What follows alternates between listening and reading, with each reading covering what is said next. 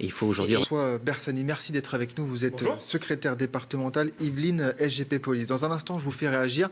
Mais avant cela, j'aimerais qu'on se rende justement à Bondy avec Bersani. C'est vrai qu'on a cette succession de drames, de faits divers qui touchent de plus en plus les jeunes. C'est ce que constatent aussi les forces de police sur le terrain. Oui, je pense que les 3 ou 4 derniers mois, on avait un focus sur la Covid et on a cru à une parenthèse enchantée avec... une baisse de l'indélinquance, une baisse des bagarres ou des rixes ou des attaques en interquartier ou dans les cités sensibles d'Île-de-France ou même des grandes métropoles. Mais non, en fait, nous qui sommes toujours sur le terrain, ça a toujours été constant. Ça s'est accentué avec le confinement ? Non, ça s'est pas accentué. On peut pas dire qu'il y ait. Alors, je vais pas revenir sur le terme ensauvagement sur lequel on avait beaucoup discuté aussi en 2019-2020. C'est-à-dire que quand l'actualité en fait est un peu moins forte sur un sujet très prégnant comme le Covid, on est dans un tunnel, Covid depuis 2020, la délinquance, la criminalité revient à la une puisqu'elle est toujours là, est toujours prégnante. On l'a vu avec les rixes et les mineurs décédés. On a maintenant de plus en plus en effet de mineurs qui décèdent. Alors souvent ce sont des bagarres qui partent de faits anodins, des mauvais regards, des histoires de jalousie, des histoires de querelles amoureuses, des choses qui prennent de l'ampleur sur les réseaux sociaux. Je ne vais pas faire ici le procès des réseaux sociaux, même les adultes comme nous maintenant ils ont une responsabilité. Disons que ça véhicule plus, c'est plus facile maintenant de se rallier et de se rassembler grâce aux réseaux sociaux qu'avant avec le bouche à oreille, on se retrouve à 15h place de la mairie et puis on va... Voilà. Donc c'est plus facile aujourd'hui avec les réseaux sociaux, mais c'est juste un instrument, les réseaux sociaux. C'est pas ça qui crée aujourd'hui les attaques entre jeunes. Qu'est-ce qui crée ça alors, selon vous ? Alors, pour nous, il y a deux sujets principaux. Tout d'abord, il y a beaucoup de mineurs maintenant n'ont plus la conscience en fait de la gravité de bagarres et de violences qu'ils peuvent exercer, peut-être parce que trop de télévision, peut-être parce que trop de films, peut-être parce que trop justement cette bulle qui fait que pour eux c'est assez virtuel en fait, la violence devient assez virtuelle quand vous jouez à des jeux vidéo toute la journée ou quand vous passez vos soirées devant la télé parce qu'il n'y a pas d'adultes qui vous font faire des choses, il n'y a pas de médias, il n'y a pas de jeunes, des associations qui vous font faire du sport. Et bien pour vous donner un coup de couteau, de tirer au pistolet, bon, ça devient presque, ce serait presque, sans effet, ce serait presque indolore. Il y a ça, et puis aussi il y a une couverture du terrain qui n'est plus assurée, par la police parce que les effectifs plongent de mois en mois dans un espèce de silence assourdissant. Moi, je vois sur mon département des Yvelines où il y a beaucoup de cités sensibles, avec Trappes, avec Chanteloup-les-Vignes, Poissy, Mantes, les Mureaux et j'en passe. On a perdu 300 policiers de voie publique en 10 ans. Ça passe sous les radars. Et le cas des Yvelines, c'est pareil sur la Grande Couronne ou sur Paris.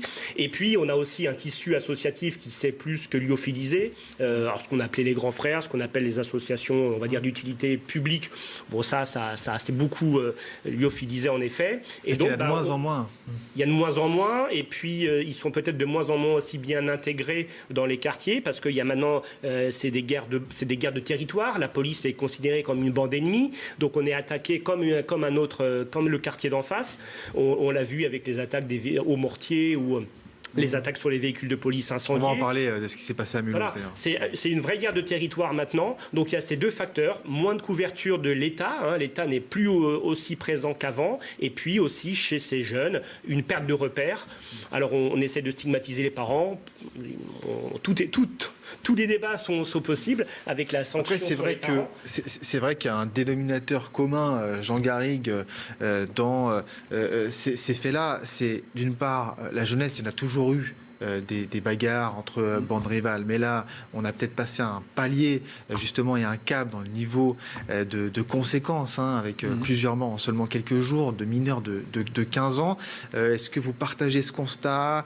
François Bersani, l'éducation en prison, c'est difficile. Vous faites ce constat-là aussi ? Oui, moi, ça m'arrive d'être d'accord avec M. Guiraud de la France Insoumise, pas tout le temps, mais ça... Oui, on a vu plusieurs passes d'armes, mais c'est un débat. On plaisante, on met un peu d'humour, mais M. Guiraud a raison, en fait. Quand la police et la justice justice sont saisies de ces affaires, c'est que ça a échoué avant. C'est-à-dire que la police et la justice, ça n'est pas d'être proactif et sur l'éducation des enfants, sur la prise en compte éventuellement sur les activités parascolaires, périscolaires. Donc c'est vrai que quand la police et la justice, on est toujours là en réaction. On est en réaction à un événement. Et en effet, vouloir envisager de précéder des actes de violence ou des actes de délinquance entre mineurs, c'est compliqué pour la police. Ça n'est pas son métier. Après, là où M. Guiraud a de nouveau raison, c'est qu'en effet, la police est devenue une force de projection, parce que faute d'effectifs et faute avec l'abandon de la police de proximité qui avait amené en effet dans les quartiers, quand c'était le cas, en fait une proximité, comme son nom l'indique, immédiate, où la collecte du renseignement, où les rapports, on parle aujourd'hui, le grand mot à la mode, c'est retisser le lien population. À l'époque, les liens étaient tissés, les grands frères, les grands-mères, les mères venaient dans des postes de police, il n'y avait pas d'ostracisme, et venaient signaler des faits. Alors, c'était pas toujours des délits, ça pouvait être des nuisances, ça pouvait être des troubles dans la famille, des atteintes. Mais il y avait un dialogue, il y avait un dialogue permanent, et quand la police intervenait, elle était déjà dans le quartier, elle pouvait très vite et constater, élucider. Aujourd'hui, voilà, on est une force de projection, on arrive quand le mal est fait, et après, sur la réponse pénale des mineurs, en effet, on a un gros souci, mais tous les spécialistes qui se sont basés sur la réponse pénale, le mineur, contrairement au majeur, lui, il a besoin qu'on lui mette des freins tout de suite. C'est-à-dire qu'autant un majeur peut comprendre qu'il sera jugé dans 6 mois, 1 an, puisque les délais sont comme l'élastique, on est en train de tirer sur l'élastique sur les délais de réponse pénale, mais le mineur, lui, si on lui met le même délai, à 6 mois, 1 an, c'est à peu près les délais pour passer devant un juge des enfants, lui, il n'a pas compris. Il lui faut un signal fort et ferme tout de suite. Je ne dis pas de l'enfermer tout de suite, je dis juste une réponse ferme. Et aujourd'hui, on n'a pas ça. Alors, M. Dupond-Moretti a commencé à prendre un début de commencement d'engagement en disant on va raccourcir la réponse pénale liée à un mineur. Pour l'instant, on n'a rien vu vraiment de très palpable au niveau des services de police.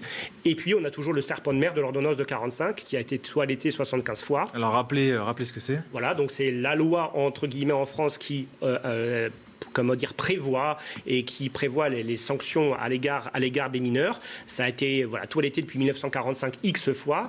Est-ce qu'à un moment, on va se pencher vraiment et on va refaire quelque chose de plus simple, de plus lisible et qui puisse être en 2021 quelque chose de plus agile pour agir sur la procédure pénale des mineurs? Jean Garrigue, si on écoute un petit peu les avis de chacun, on a quand même l'impression que le dénominateur commun, encore une fois, c'est le manque de moyens. A l'impression que c'est un cercle un peu sans fin. On va rappeler les chiffres avec Elisa Lukowski de ces agressions, en tout cas envers l'institution. Écoutez.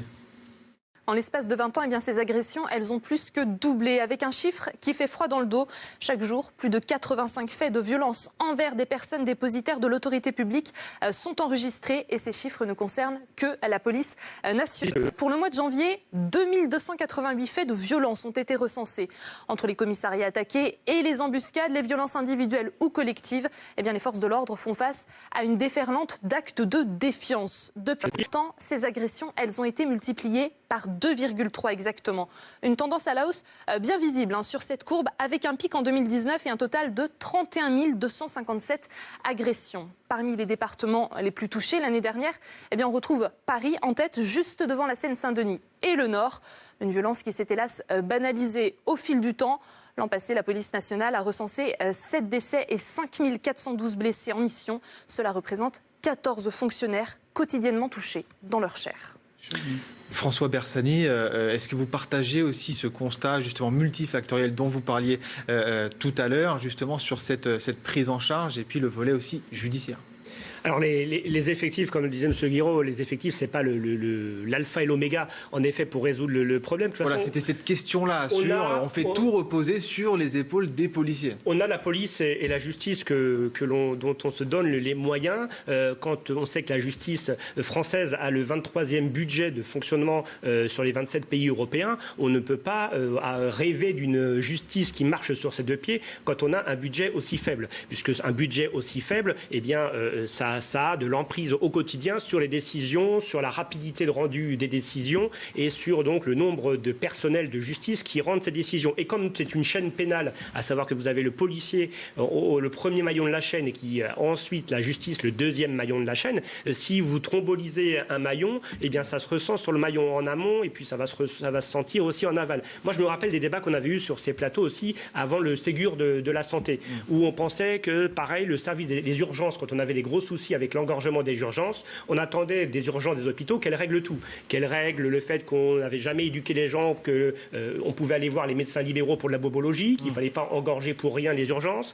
Tous ces débats sur le système de soins français, on le faisait reposer sur les urgences. Bon, aujourd'hui, l'état de la société française et de la déliquescence, en effet, en matière d'enseignement, en matière de respect de l'autorité de l'État, on voudrait le faire reposer aujourd'hui sur la police nationale et la gendarmerie nationale.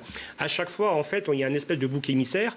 Et en effet, alors les politiques sécuritaires, malheureusement, on n'a jamais vu une vraie politique sécuritaire vraiment digne de ce nom, puisqu'on est toujours dans une ambivalence prévention et répression. Et en fait, du coup... Mais il faut les deux, c'est ce que vous disiez. Mais du coup, on fait de l'eau tiède. C'est-à-dire qu'on n'a jamais encore ouvert le robinet d'eau chaude. Peut-être qu'un jour, on va avoir des politiques qui vont avoir une vision claire et stratégique et surtout sur du long terme. Parce qu'on paye aussi les politiques court-termistes avec des changements politiques assez fréquents en France. Alors moins qu'en Italie ou dans des gouvernements où les gouvernements changent sans cesse, mais quand même, on n'arrive pas à avoir un fil conducteur. Là, il y a le Beauvau de la sécurité. C'était ma question, justement. Ce Beauvau de la sécurité, est-ce que vous êtes satisfait de l'orientation qu'il prend ? Oui, notre organisation, qui est la première organisation syndicale de France chez les gradés et gardiens, a réclamé ce Beauvau de la sécurité, mais on va être très vigilant sur la période conclusive du mois de mai, normalement, si les délais sont respectés par le président de la République, parce qu'on ne laissera pas cette montagne accoucher d'une souris. C'est-à-dire qu'on ne va pas s'amuser à faire des Grenelles, des Beauvaux de façon tous les 2-3 ans. Donc là, il faut absolument que de ce Beauvau sorte non pas la fumée blanche comme quand on élit le pape, mais ce n'est pas une pommade appliquée. Voilà, hein, on pourra pas faire de l'homéopathie, il va falloir faire là de la chirurgie, parce que sinon on va remettre le métier sur l'ouvrage dans 1 an ou dans 2 ans. Donc ça veut dire par exemple qu'il faut absolument une loi d'orientation et de programmation, ce qu'on appelle la LOPSI dans le langage dans le jargon un peu techno. Elle est prévue à l'issue de ce Beauvau de la sécurité. Elle est prévue, on la demande pour un début 2022, mais que ça soit contraignant, parce qu'on a aussi connu des protocoles d'accord, des lois qui ne contraignaient pas l'État et qui du coup repoussaient en fonction des priorités, qui n'abondaient pas les budgets suffisamment pour mettre en place ce qui est prévu. Donc ça va être aussi un devoir de vigilance de chacun d'entre nous pour que ce qui va être décidé à l'issue du Beauvau puisse, parce qu'encore une fois, quand la police demande des moyens, c'est ce que je dis souvent sur les plateaux de télévision, c'est pas pour faire plaisir aux 139 000 policiers ou aux 100 000 gendarmes, parce que ce qu'on fait, le travail que l'on fait au quotidien, c'est pour la population. Moi je suis un gardien de la paix, on est là pour garder la paix publique, et des fois pour la rétablir, mais si on pouvait le faire en sorte qu'on n'ait pas besoin de la rétablir et juste de la garder dans un même périmètre, ce serait très bien. Mais ce qu'on fait, nous, c'est pour la population, c'est la protection des biens des personnes. Justement, il avait été reproché à ce Beauvau de la sécurité de ne pas faire participer assez de citoyens pour justement retisser ce lien entre la population et les policiers. Vous le regrettez aussi ? Alors, il y a eu un choix, en effet, d'avoir une certaine expertise, parce qu'on aurait pu faire, en effet, un tirage au sort comme la Convention citoyenne, on aurait pu faire venir un tirage au sort. Là, sur les différents groupes de travail que je peux suivre tous les 15 jours, on a des personnalités dites qualifiées, mais qui ne sont pas issues de la sphère police. Hein. On a des chefs d'entreprise, on a des DRH, pour parler de l'encadrement. Donc, il n'y a pas un entre-soi, selon vous, dans ce Beauvau de la sécurité ? Onesta, qui est un sportif de haut niveau, qui fait partie de ces tout à fait de handball. Donc on a des personnalités civiles. Alors ça va peut-être pas assez loin. Est-ce que des personnalités d'associations qui œuvrent dans ces quartiers, ça aurait été une bonne chose peut-être de les... Alors on a la défenseur des droits par exemple. Je pense qu'on a des responsables d'associations, mais ça va, comme on a des chantiers tous les 15 jours, les fameux péchés capitaux. Chaque péché capital a donc son groupe de travail. Donc là pour l'instant on avait plutôt des personnalités qui ont déjà des expertises dans le monde de l'entreprise ou dans leur métier de manager, comme un entraîneur d'équipe de handball. Mais ça n'est pas fini, ça se finit fin avril. Donc on va laisser la chance au Beauvau, mais on sera très vigilant, parce qu'encore une fois, ce qui va sortir de ce Beauvau, ça va être une chance, pas seulement pour la police, mais aussi pour la population, puisque mieux de police, c'est aussi plus de sécurité au quotidien. Merci en tout cas à tous les quatre d'avoir participé à cette émission. On aurait beaucoup de choses encore à rajouter sur le sujet. Jean Garrigue, Benjamin Morel et David Guiraud, il faut que les choses se passent comme ça. C'est important. Merci en tout cas.